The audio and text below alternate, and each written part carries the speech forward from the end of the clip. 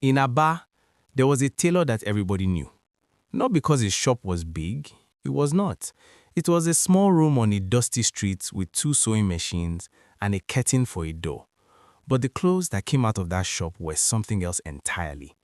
A man could walk in wearing rags, describe what he wanted, and walk out 3 days later looking like he was born into money. People said Babachuku's hands were blessed, that God had put something special in his fingers. Emeka believed it too. He was 17 when his mother brought him to the shop. They had no money for university. The plan was simple: learn the trade, save money, build a life. Babachuku looked at the boy for a long time before he agreed to take him. "You are sharp," he said, "but sharp eyes see things they cannot unsee. Remember that." Emeka did not understand what that meant. He was too excited to care. For the first year, everything was normal. Emeka swept the shop, threaded needles, delivered finished clothes to customers. He watched Babachuku walk with his eyes open and studied every movement of the old man's hands. The precision, the speed, the way Babachuku never used a measuring tape, but every garment fits perfectly, always, without fail. By the second year, Emeka was sewing on his own, and he was good. Customers began requesting him by name. Babachuku smiled when he heard this, but said nothing. Then the third year came and things began to change. Emeka started noticing that certain customers came only at night. They never spoke loudly. They paid in cash and always in full without asking the price first. Babachuku served them himself and sent Emeka home early on those nights. The clothes made for these customers were kept in a separate section of the shop, wrapped in black cloth and never touched by anyone else. One evening, Emeka forgot his phone and came back to collect it. The shop was dark except for one small lantern. Babachuku was bent over his machine sewing. But the fabric on the table was not cotton or lace or any material Emeka recognized. It was thin and pale, and it moved on its own like something breathing. And Babachuku was whispering as he sewed, the same words, over and over, low and steady, like a man praying. Emeka grabbed his phone and left without making a sound. He told himself he had imagined it, but the next week he looked more carefully. He noticed that the customers who came in the day sometimes left looking lighter. Not happier, lighter, like something had been removed from them without their knowledge.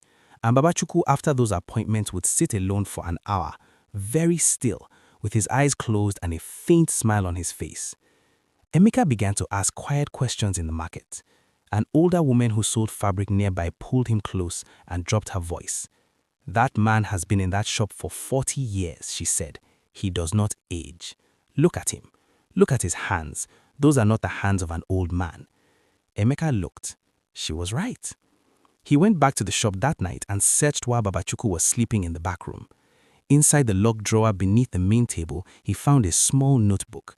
The pages were filled with names, dates, and numbers. Next to each name was a word he did not understand at first. Then he understood. The numbers were not measurements. They were years, human years, taken and sewn into the garments. Every wealthy customer who wore Babachuku's clothes was wearing the stolen life of someone else. And the people who left the shop looking lighter were the ones being drained. Emeka's own name was on the last page. His hand was shaking when Babachuku's voice came from the doorway behind him.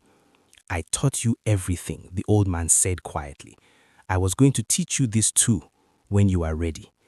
Emeka turned around. Babachuku did not look angry. He looked tired and something else, hungry.